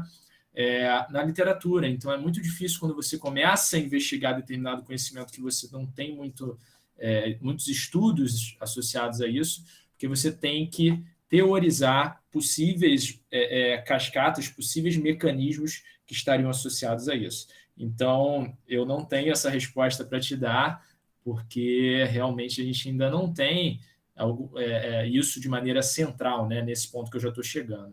O que eu citei no início foi o que a gente já tem na literatura de influência do alongamento, já em variáveis periféricas. Valeu, professor. Obrigado, hein? Beleza. Eu queria complementar até o que a Maíra falou, né? E o José falou sobre a diferença entre homens e mulheres, e eu acho que a gente vai ter uma diferença, não sei especificamente se existe estudo, eu nunca li nada sobre isso, mas na minha percepção a gente está cada vez menos associado, menos por dentro da nossa corporalidade, dos nossos estímulos no tempo livre, principalmente as crianças, né, de movimento, cada vez mais fora do nosso dia a dia. Então, eu acho, quando eu estava vendo a Maíra falar, eu estava pensando assim, eu acho que isso vai piorar muito, né, o quanto as pessoas vão saber se perceber os seus fatores interoceptivos, porque elas estão cada vez mais distantes do movimento em si.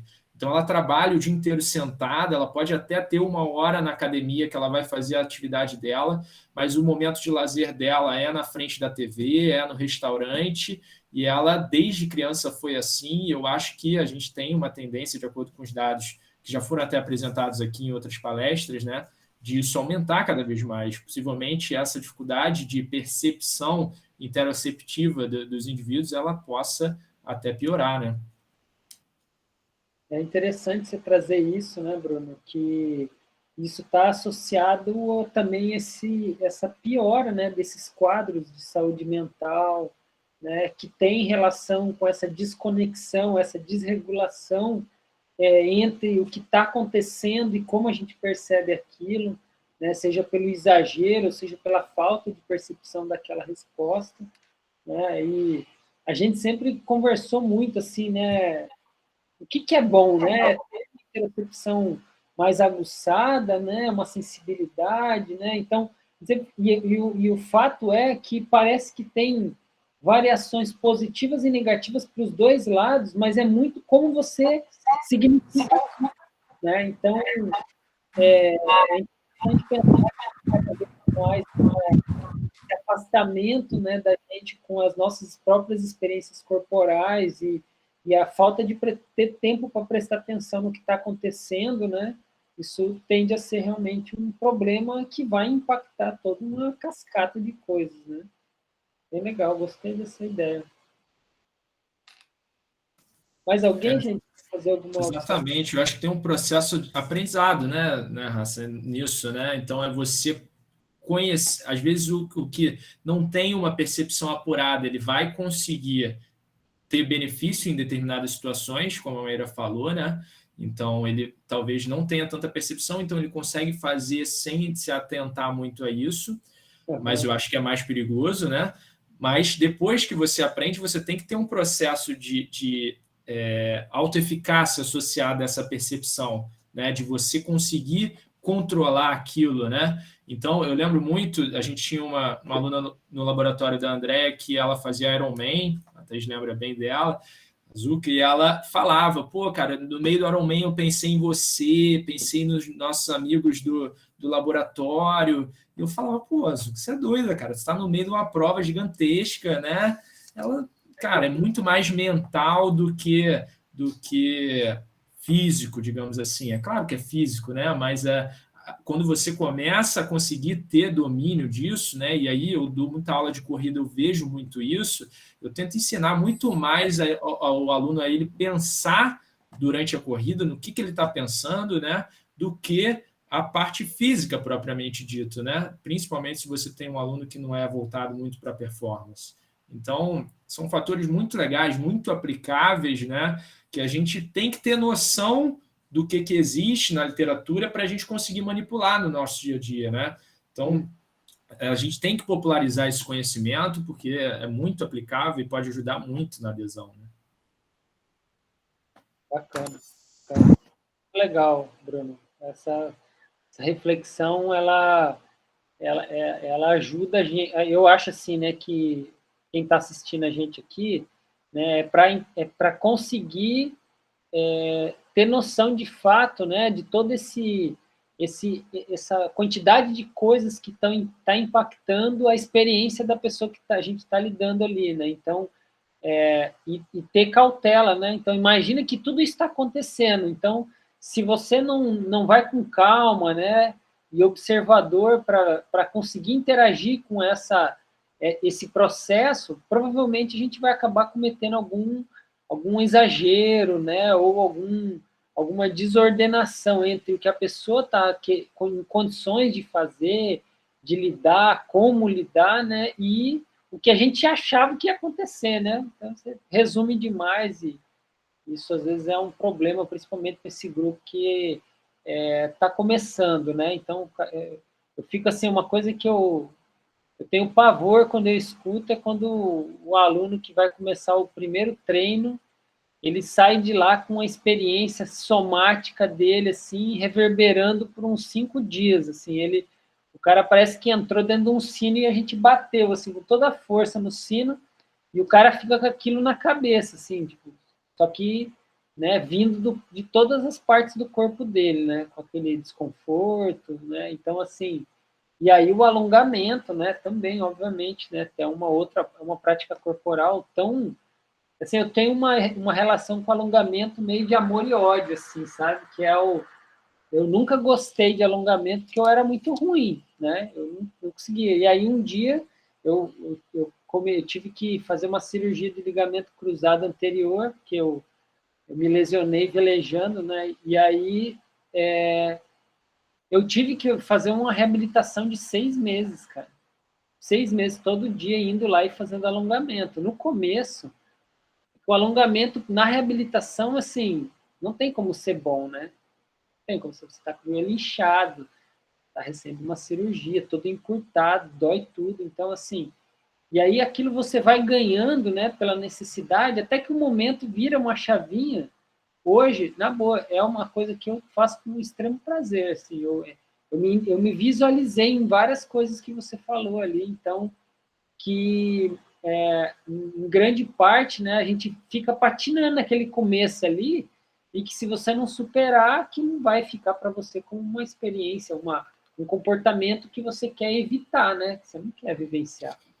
Exatamente, né? A gente vê essa resposta e acho que é muito importante, né? O que a gente traz nesses dados é que a gente viu um aumento de dor, né? Da percepção de dor durante o exercício, né? Algo que já está implícito no que a gente vê na prática, mas a gente tende a ter aversão à dor, obviamente, né? Então, na hora de prescrever isso, né? A gente tem que primeiro saber quem é aquele indivíduo, se ele é hipermóvel, hipomóvel, né? A gente tem que saber que ele vai ter um desconforto grande, então é uma diferença quando a gente compara um pouco com o exercício aeróbio de força, né? Que às vezes já tem alguma intimidade maior, uma experiência prévia associada àquilo, pode acontecer com alongamento também, de outras modalidades, né?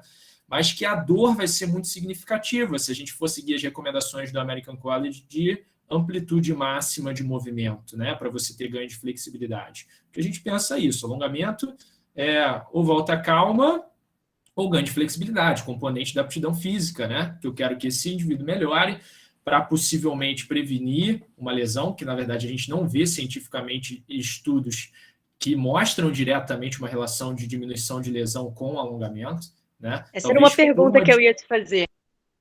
Talvez por uma dificuldade do método científico. Então, é difícil eu gerar um modelo que eu comprove que foi o alongamento que preveniu a incidência de lesão naquele grupo. Tem muito estudo com militares falando sobre isso, né? Mas a gente vê na prática que a gente sabe que um indivíduo hipomóvel ele tende a ter uma lesão maior, numa situação de um esporte, por exemplo, maior, acima de um indivíduo que tem uma flexibilidade boa, né? Você ia falar alguma coisa, Thaís? Já me conhece. Ah. Não, eu fico pensando exatamente no para quê, né? Qual é a função disso, ou se é para todo mundo. Então, eu queria que você falasse um pouquinho do que você acha. Assim, o alongamento é para todo mundo? E para que a gente tem que fazer, ou quem que tem que fazer mais o alongamento? E aí eu queria aproveitar, já que eu estou falando, perguntar para a Maíra essa questão da diferença da percepção interoceptiva, já que você falou que tem para homens e mulheres, se você acha que quando a gente faz um estudo e bota junto homens e mulheres, se isso pode ser um erro metodológico, ou se foi feito só em algum estudo, ou se isso de fato já é um achado assim, baseado em grandes achados na literatura. Então, uma para cada um. Vou começar, hein, Maíra, já que a primeira foi para mim.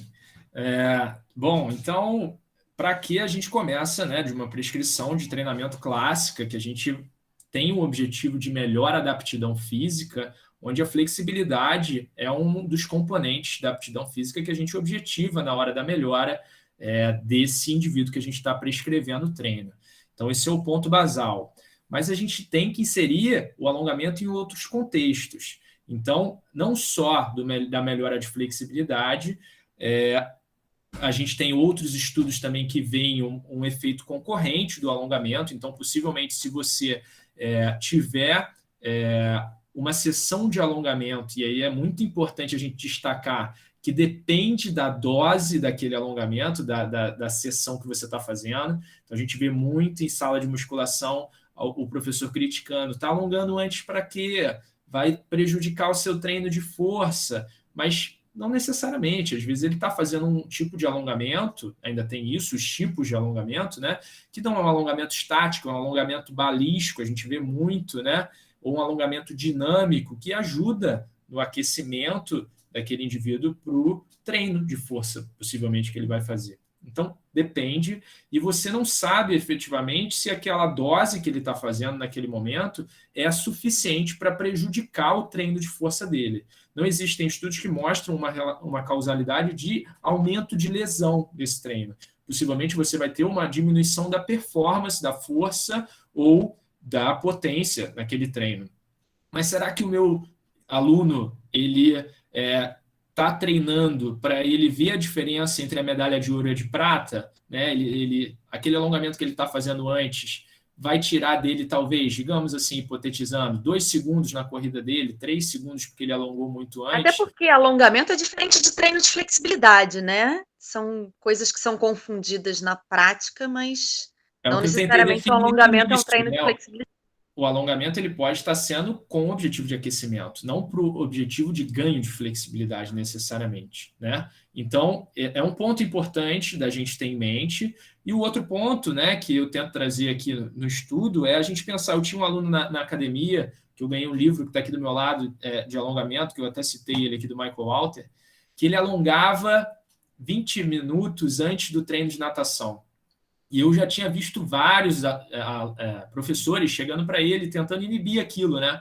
Tipo, pô, para que você está fazendo isso? Tenta fazer depois, talvez seja melhor. É importante você alongar, mas é melhor você nadar antes, né? Hipotetizando que ele possivelmente ia perder potência no treino de natação, ele ia nadar pior, ou até, como a gente vê empiricamente, que algumas pessoas acham, a gente não tem uma literatura muito contundente, aumentando o risco de lesão associado àquela prática. E eu, quando estava começando a estudar isso, cheguei para ele e falei, beleza, você pode melhorar a flexibilidade depois do treino. Não necessariamente essa sessão que você está fazendo vai contribuir no teu treino depois, né? Mas ele me respondeu, não, Bruno, eu já faço isso a minha vida inteira, desde que eu nado quando eu sou criança, eu sou acostumado a alongar antes, e se eu não me alongar, parece que eu entro na piscina e eu não consigo render a mesma coisa. Então ele já tem aquilo introspectado nele, e eu tentei assim, trocar uma ideia com ele e falar a hipótese, né, de melhora da sensação, do relaxamento. Às vezes ele estava chegando do trabalho, onde ele estava tenso, ele conseguia não só realizar o alongamento, aumentando o relaxamento dele, mas diminuindo o foco de atenção dele associado a uma atividade que ele estava fazendo anteriormente. Estou criando hipóteses, né? E, além disso, a gente viu, né, com aumento de ativação para a atividade posterior que ele ia fazer. Então, possivelmente, ajudava ele também a se concentrar mais no treino, entrar com foco ali de performance um pouco melhor. E ele, depois, 2 semanas depois, chegou com um livro e me entregou o livro e falou, toma aí, vai estudar melhor isso aí.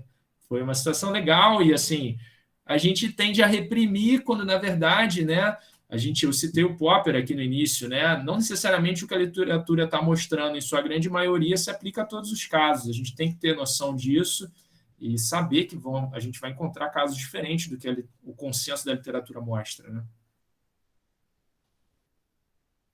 Eu acho que cabe bem essa interpretação eu acho que é aquela coisa, sabe, da generalização que o aluno tem aquele que generaliza a partir da experiência, que assim é muito comum, né, na educação física e que geram algumas distorções, mas também tem aquele que pega o artigo e quer generalizar também. Então, quer dizer assim, eu não sei qual dos dois é pior, né? Porque ele faz por falta de conhecimento, né? O que é um pouco complicado, porque em tese ele tem que correr atrás, enfim, né? Entender sobre isso para prestar um melhor serviço. Já o outro, ele está tentando, mas ele acaba errando pelo exagero, né? Então, assim, é a síndrome, né, do curso do final de semana, né? Na segunda-feira da semana seguinte está tudo igual, né? É uma realidade que acaba, né, sendo muito fácil de perceber, assim, até engraçado. Na graduação, a gente está conversando e daqui a pouco surge um tema, eu vou ver, a galerinha tinha assistido uma aula no final de semana, e aí, assim, aquela empolgação, né?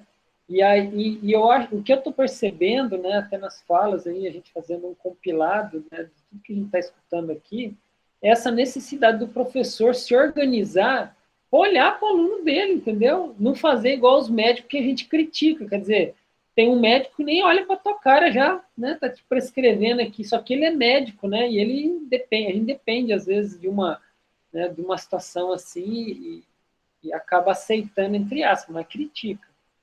E aí o professor de educação física vai lá e faz a mesma coisa, quer dizer, nem olha direito, às vezes não presta atenção nas coisas corretas, né? Que eu acho que eles trouxeram aqui um insight para pensar sobre outras coisas que também são importantes, né? Então, acho que isso é bastante interessante para melhorar, né, essa coisa toda que a gente está falando aqui, de tentar oferecer uma experiência mais agradável. Tá tudo aí, né? Escutei um comentário de uma senhora falando assim, minha gente, o povo quer ser feliz, entendeu?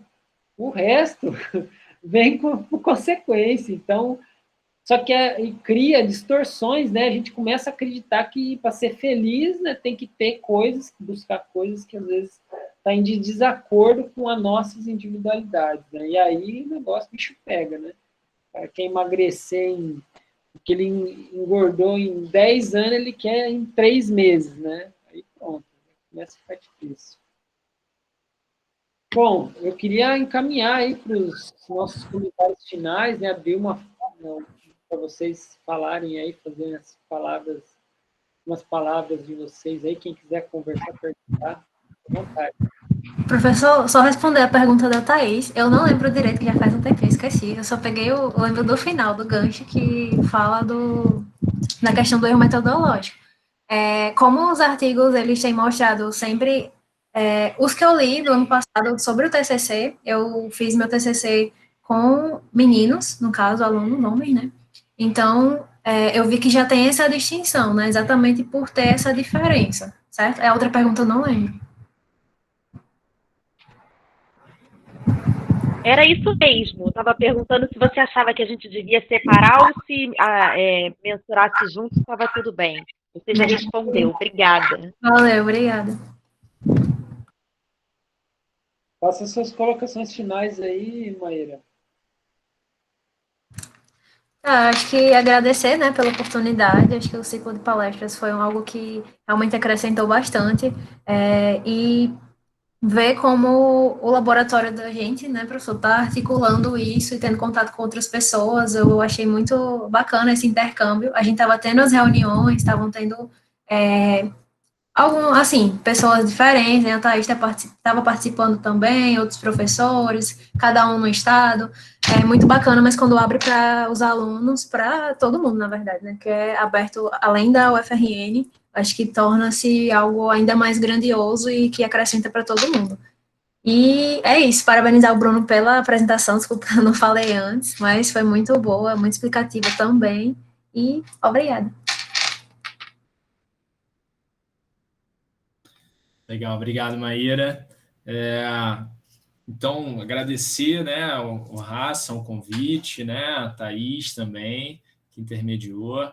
E é muito legal, né, a gente conseguir se beneficiar do momento tão ruim que a gente está vivendo, né, e tornar esse meio digital, que é tão impessoal, em algo que a gente pode colher de bom, né? Então, eu assim estava bem motivado para vir falar aqui um pouco, né, das minhas experiências, porque é um grupo que estuda muito do que a gente conversa no nosso dia a dia.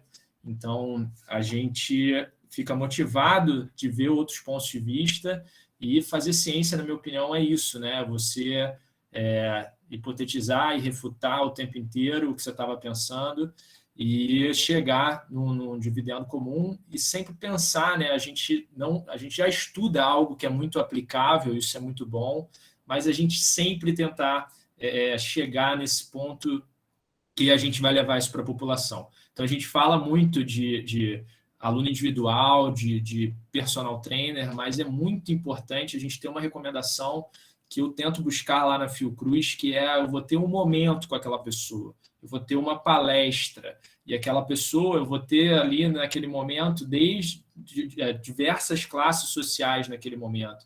Como que eu vou contribuir ou plantar para ela algo positivo numa roda de conversa, né? Que ela vai poder fazer desde ela estar numa zona rica da cidade até uma zona mais pobre. Então, a gente tem que objetivar as populações mais pobres também, porque a gente falar de treino individual está muito setorizado em uma parte muito pequena da população, que é capaz de ter acesso a isso, né?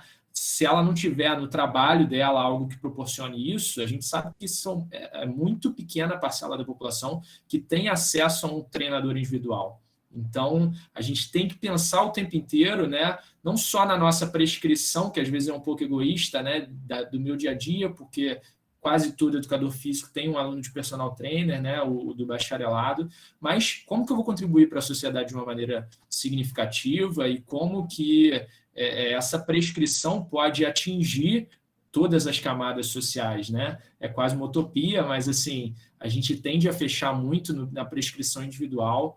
E eu acho que um caminho muito importante é a gente pensar em modelos, né, que a gente tente pegar diversas parcelas da população, onde a gente cada vez mais seja mais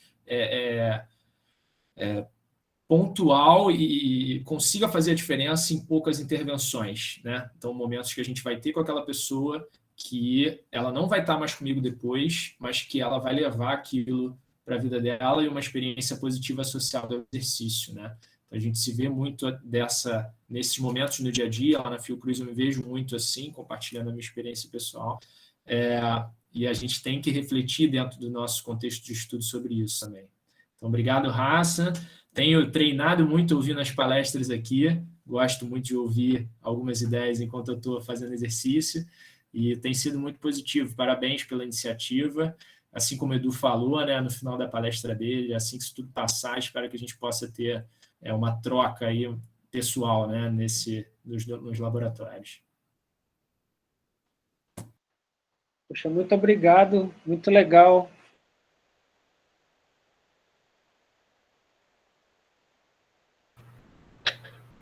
Gente, eu fiquei bastante feliz aí com o resultado do nosso encontro de hoje. Eu até queria reforçar, acabei falando só no final, né, a UFRN aqui, a gente está encampando o simpósio nordestino de atividade de saúde, né? Então, assim, é um negócio que tem essa mesma pegada, assim, de juntar o pessoal, né, que está trabalhando com esses assuntos e, assim, quem puder depois compartilhar, né, falar um pouco sobre isso e participar também, vai ser um encontro bem legal. É como o Bruno comentou, né, colher os benefícios dessa situação que a gente está. Tá? Então, eu agradeço muito, tá, Bruno? Realmente eu espero a gente poder trocar ideia pessoalmente. Eu morro de vontade de conhecer melhor o Rio, como eu já falei, e é isso. Thaís aí nem se fale, a gente está defendendo um bate-papo, uma roda de conversa aí, virar uma tarde toda aí conversando, e enfim, eu estou bastante animado com essa perspectiva. Então é isso, gente. Muito obrigado e a gente se vê aí nos próximos encontros. Tá bom? Obrigado, gente. Tchau, tchau. Tchau, pessoal. Boa noite. Valeu.